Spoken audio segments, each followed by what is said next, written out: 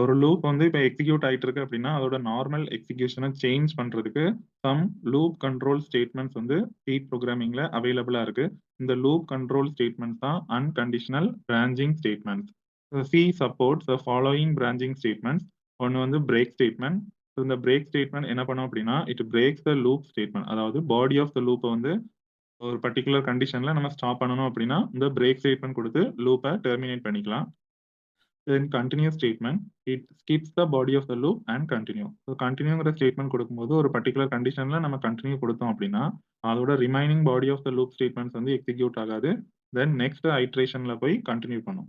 தென் next one வந்து go to statement transfers control to any label. So label ஒரு variable name கொடுத்து நம்ம label பண்ணியிருக்கோம். ஏதோ ஒரு பர்ட்டிகுலர் ஸ்டேட்மெண்ட்ல நம்ம ஒரு லேபிள் கொடுத்திருந்தோம் அப்படின்னா, அந்த லேபிள் கொடுத்திருக்கிற லைனுக்கு டைரக்டா ஜம்ப் பண்றதுக்கு இந்த கோ டு ஸ்டேட்மெண்ட் யூஸ் பண்ணிக்கலாம்.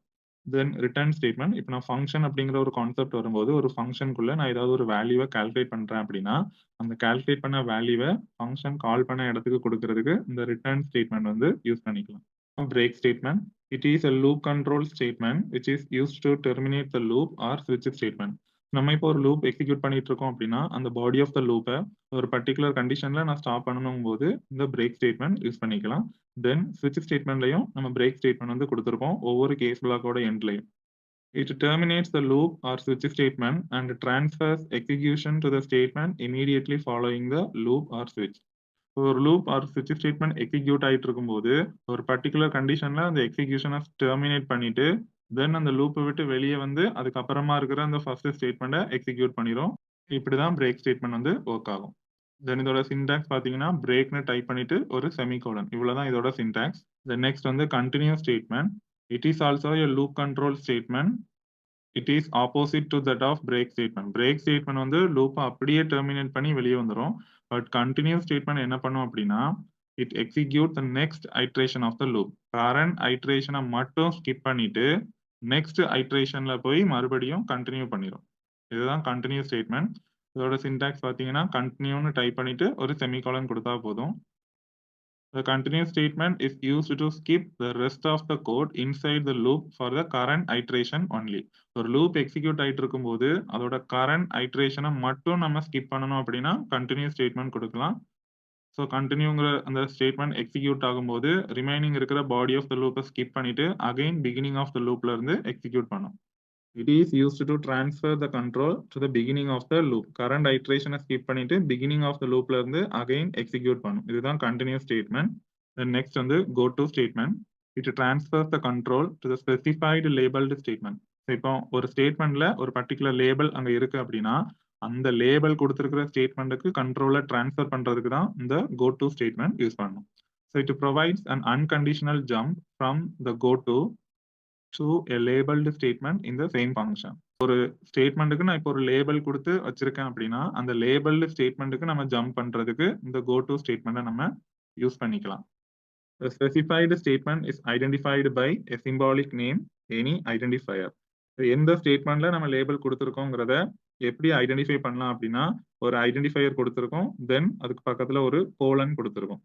எந்த ஸ்டேட்மெண்ட்ல ஒரு ஐடென்டிஃபையர் குடுத்து ஒரு கோலன் குடுத்திருக்கோ, அதுதான் இப்போ லேபிள்டு ஸ்டேட்மெண்ட். ஸோ அந்த லேபிள யூஸ் பண்ணி நம்ம கோ டு ஸ்டேட்மெண்ட் குடுத்துக்கலாம். இதோட சின்டாக்ஸ் பார்த்தீங்கன்னா, கோ டுன்னு டைப் பண்ணிட்டு, அந்த லேபிள், தென் ஒரு செமிகோலன். இதுல கோ டுங்கிறது ஒரு கீவேர்ட். தென் நெறைய ஸ்டேட்மெண்ட்ஸ் இருக்கும்.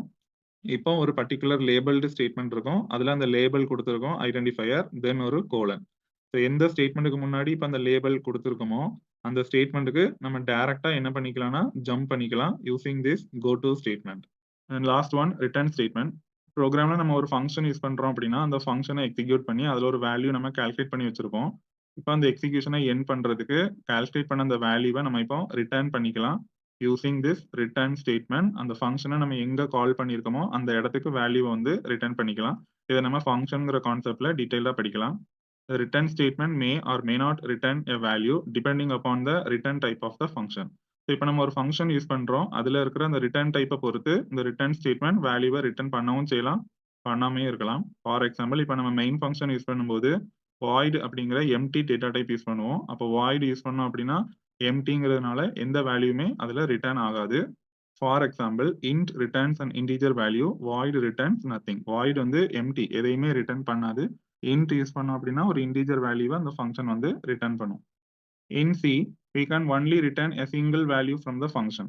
ஸோ ஒரு ஃபங்க்ஷன்ல இருந்து நம்ம ஒரு சிங்கிள் வேல்யூவை தான் ரிட்டர்ன் பண்ண முடியும் using this return statement and we have to declare the data type of the return value in the function definition or declaration. So இப்போ நான் ஒரு சிங்கிள் வேல்யூவை ரிட்டர்ன் பண்ண போறேன் அப்படின்னா அதுக்கு கண்டிப்பா ஒரு வேரியபிள் இருக்கும். அந்த வேரியபிளை நம்ம ஃபங்க்ஷன் டெஃபினிஷன்ல கண்டிப்பா டிக்ளேர் பண்ணியிருக்கணும். இதெல்லாம் நம்ம ஃபங்க்ஷன்ங்கிற கான்செப்ட்ல டீடைல்டா பார்க்கலாம். இப்போ சின்டாக்ஸ் பார்த்தீங்கன்னா ரிட்டர்ன்ங்கிற கீவேர்ட் கொடுத்துட்டு ஸ்பேஸ் விட்டு ஒரு ரிட்டர்ன் வேல்யூ எந்த வேரியபிள்ல வேல்யூ இருக்கோ அந்த வேரியபிளை நம்ம இந்த ரிட்டர்ன் ஸ்டேட்மெண்ட் பக்கத்துல கொடுத்தோம் அப்படின்னா அந்த வேல்யூ வந்து டைரக்டா ஜம்ப் ஆகி ஃபங்க்ஷனை எங்க கால் பண்ணியிருக்கோமோ அங்க போய் ரிட்டர்ன் ஆகும். இது